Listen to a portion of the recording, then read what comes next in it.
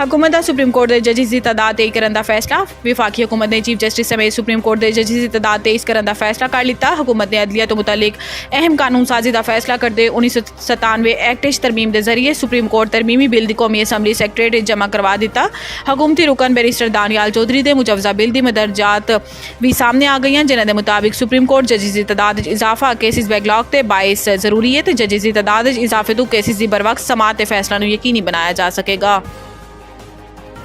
भारी भरकम बिजली बिलों के टैक्सन के खिलाफ ताजरां की हड़ताल। कराची तो खैबर तक कारोबारी मराकज़ बंद। बिजली की भारी भरकम बिलों के टैक्स के नफाज के खिलाफ ताजिर तंजीमां की जानिब तो अज मुल्क गिर हड़ताल की जा रही है। ताजिर तंजीमां की हड़ताल के बाइस कराची तो खैबर तक कारोबारी मराकज़ बंद ने ते हड़ताल के पेश नज़र मुख्तलिफ शहरों स्कूल भी बंद रखे गए हैं। जमात इस्लामी ते JUI समेत मुल्क के मुख्तलिफ सियासी जमातों की जानिब तो हड़ताल की हिमायत का ऐलान किया गया। इस्लामाबाद के इंतजामिया ने एहतजाज के पेश नज़र रेड जोन की तरफ जाने वाले रास्ता नूं कंटेनर ला के बंद कर दिता। लाहौर की ताजिर तंजीमां हड़ताल के मामले ते दो धड़ों में बट गई। एक धड़ा हड़ताल की हामी जबकि दूसरा ग्रुप हड़ताल का मुखालिफ है।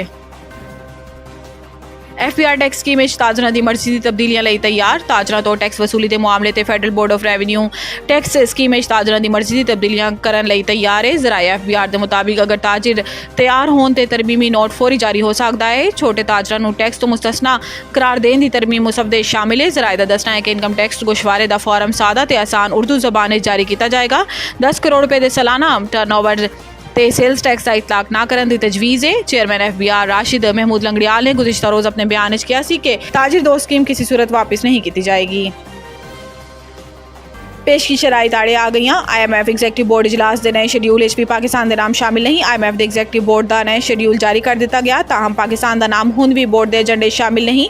IMF के एग्जैक्टिव बोर्ड के इजलास का 6 सितंबर तक का शेड्यूल जारी कर दिया गया, जिस वियतनाम, युगांडा ते डेनमार्क समेत 7 मुल्कों का एजेंडा शामिल है। पाकिस्तान के मुतल्लिक IMF बोर्ड मीटिंग पेश की शराइत पूरी होने के बाद बुलाए जाने का इम्कान है। पाकिस्तान ने IMF तो $7 अरब के बैल आउट पैकेज की दरखास्त कर रखी है, तो $7 अरब के बैल आउट पैकेज की हतमी मंजूरी IMF एग्जैक्टिव बोर्ड के इजलास से दी जानी है।